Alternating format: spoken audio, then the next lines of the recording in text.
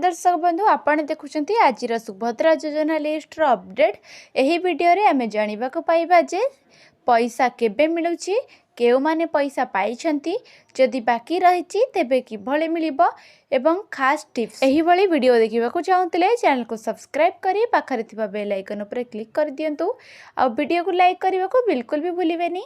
आसंतु start करबा आजिर video. Subhadra योजना ओडिशा सरकार को एक महिला सशक्तिकरण योजना। यह सरकारी डीबीटी माध्यम निकटर 1 कोटी महिला को आर्थिक सहायता देइछि। 21 वर्ष रु 60 वर्षर बयस महिला मानक डीबीटी माध्यम पैसा देबा, परिवार आय होइथिबा दरकार 2 लाख रु अधिक न होइथिबा दरकार। सुभद्रा योजना पैसा 10,000 वर्ष को 5,000 5,000 भाग डीबीटी माध्यम डिस्ट्रीब्यूट हुए। सुभद्रा योजना पैसा मिलिबार प्रथम तारीख हेउची राखी पूर्णिमा बा 9 अगस्त 5,000 तृतीय किस्ती आसीबो। अंतर्जातीय नारी दिवस 8 मार्च 5,000 द्वितीय किस्ती भाग 2026 रे एई दुईटा किस्ती आसीबो। प्रथम हेउची राखी पूर्णिमा बा 9 अगस्त 5,000 और अंतर्जातीय नारी दिवस दिन 5,000 आसीबो। एही योजना पछर गोटे धारावाहिक पेमेंट होईची।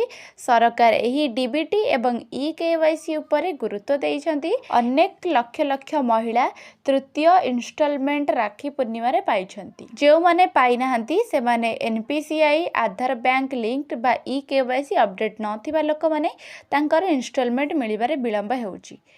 सरकार आदेश देइछंती बैंक एवं मोबाइल ई-केवाईसी समस्या माने समाधान करंतु। सुभद्रा योजना आनिबार कारण पैसा जड़े महिला को निजर छोट व्यवसाय आरंभ करने, शिक्षा अधिकार वृद्धि करने साहाय्य करुछि। एही निजर आर्थिक स्वाधीनता पाई सरकार एहार साहाय्य करुछंती। आसंतु एबे जानिबा कि हमर कॉमन प्रॉब्लम केमिति सॉल्व करबा। प्रॉब्लम होउछि एनपीसीआई और बैंक एरर योजना पैसा न उठा जिबा। Solution SBI other bank branch visit plus e-KYC complete. E-KYC जहार अपडेट नहीं ताको बैंक सहित अपडेट करंतु। जदि आपण 2026 रो किस्ती पाइया को चाहुचंती सेति पाई तुमे मो सेवा केंद्र को जाई आपणकर ई-केवाईसी फॉर्म आनी बैंक रे लिंक करंतु।